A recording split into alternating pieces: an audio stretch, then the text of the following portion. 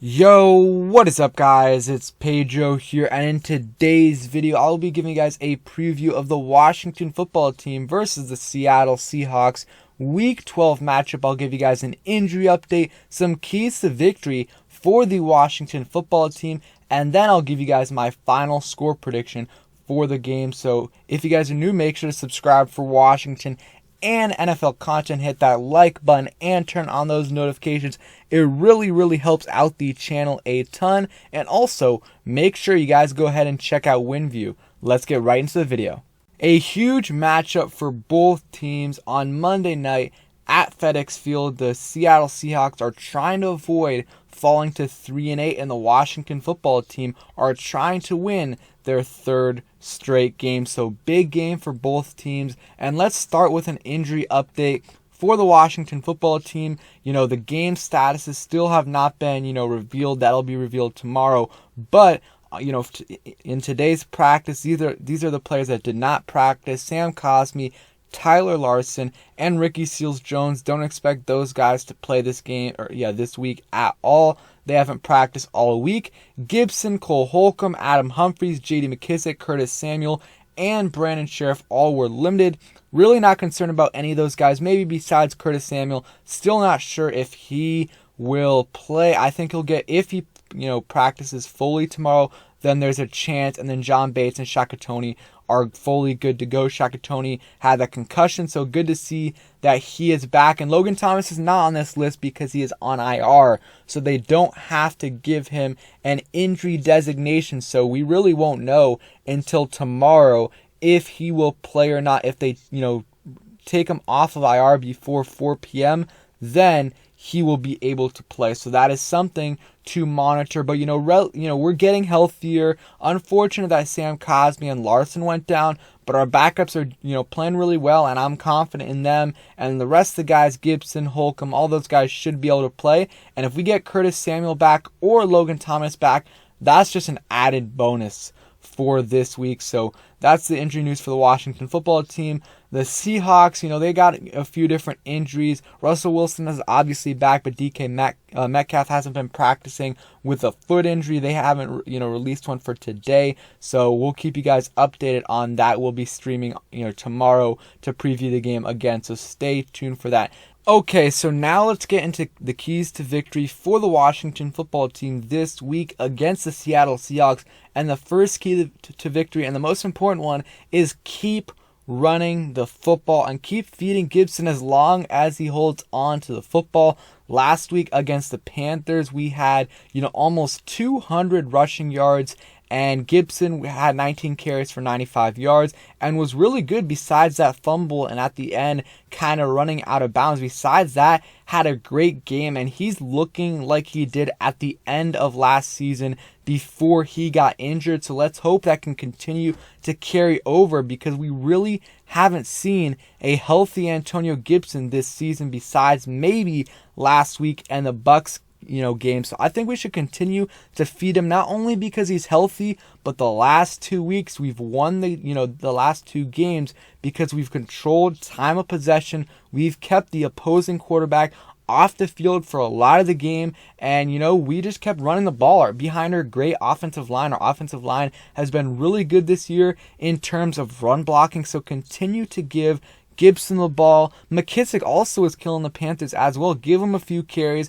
Give Patterson a few carries as well. I think we need to get 30, 35 plus rushes in this game. I think we had 40 last week, including Heineke. So let's continue to pound the rock and, just feed Gibson, because it's been working the last 2 weeks, letting our defense rest a little bit and keeping the opposing offense off the field. And just keep feeding our running backs because it's been working, and I think that's most important thing that we need to do is just run the football. Next key to victory is Heineke, just have fun out there. Play like he's had the last couple weeks. We need Heineke to have a solid game. We don't need him to go out there and play amazing, but if he can play like he did against the Bucs game, solid football, and against the Panthers was great as well. Just don't turn the ball over. That's the most important thing. Make the plays when they're needed to be made,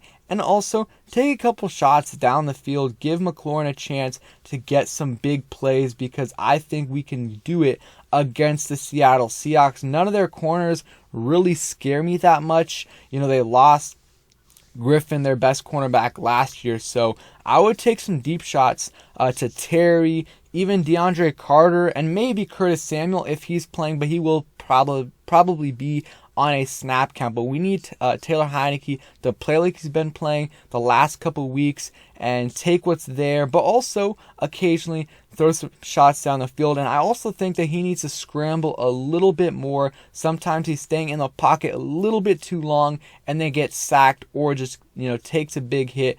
Get out of the pocket, run a little bit. I think that's what Heinicke needs to do this week, and I think that'll really help us and improve our chances of us winning. We don't need to go out there and score 30 plus points this week against the Seahawks because their offense has been struggling. We'll talk about that in a little bit. We just need to go out there, score 20 plus points, and if we can do that, I think we'll win this game. So just hopefully Heinicke can limit the turnovers and occasionally make some big plays with his legs. And next key to victory is we have to limit the big plays by the Seahawks offense. I know they've been struggling lately, but they just have big play machines. I mean, Russell Wilson can hurt you with his legs, but Tyler Lockett and DK Metcalf are huge deep threats so many times, especially, in the last couple years. When Russell Wilson has been healthy, their offense is looking good. They just have a couple 50, 60-yard touchdowns every single game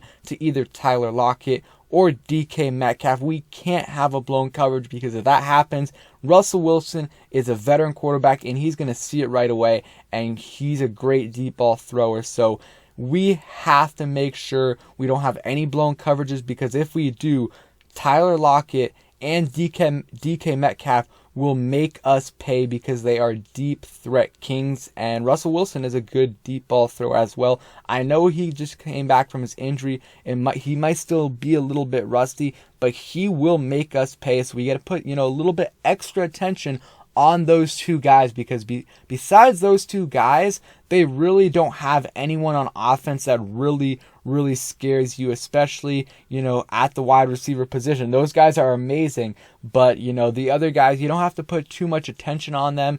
Their tight end, Gerald Everett, he's all right.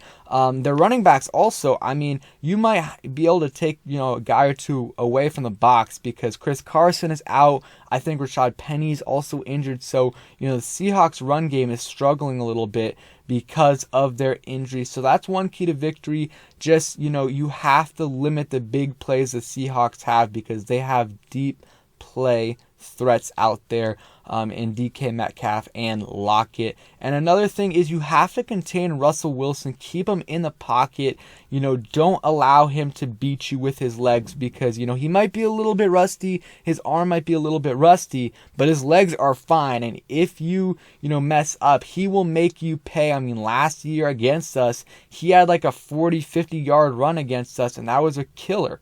So we have to make sure that we keep him, we contain him in the pocket and try to limit his rushing, attempts because once he gets out there, he's just great at, getting those 8, 10, 12 yards, and he can continue to do that throughout the game. We cannot let him do that, and he might have to do that with his arm a little bit banged up. So those are the main keys to victory for the Washington football team.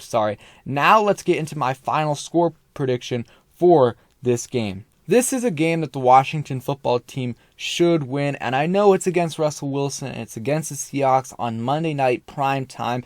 I still think we will win this game. I mean, the Seahawks have been struggling. They're 3-7, and I know that, they had Russell Wilson out for a while, but the last two games, they lost 17-0 to the Green Bay Packers. They scored 0 points in Russell Wilson's first game back, and then last week they lost 23-13 to the Arizona Cardinals, who are a good team, but the Cardinals were without J.J. Watt, Kyler Murray, and DeAndre Hopkins. So Colt McCoy went in there and, beat the Seahawks. So I think we should win this game. I'm going to go 24-17 20-16. I don't think it'll be a blowout. I think the Seahawks will score like a touchdown, maybe 3 field goals, and Washington I think they'll score 3 touchdowns and a field goal. I don't think it'll be a blowout because the Seahawks defense is actually not that bad. It's a solid defense this year, at least lately it has been. So I don't think we'll go out there and score a ton of points, but I think our defense should handle them. Their offensive line is not great.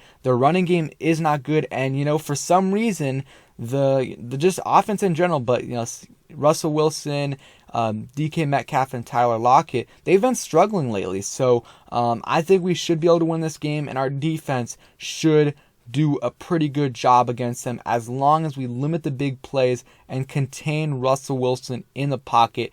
Don't let him beat you with his legs. And if we do that, I think the Washington football team should win this game, and that would put us at 5-6 and right in, the playoff race for that 7th seed. So thank you guys for watching. I hope you guys enjoyed the video. If you did, hit that like button, subscribe if you guys are new, and turn on those notifications so you never miss a video. And I will be streaming tomorrow, probably around, 6:45 like usual, with Juan and maybe Rio. So make sure you guys come through. Peace.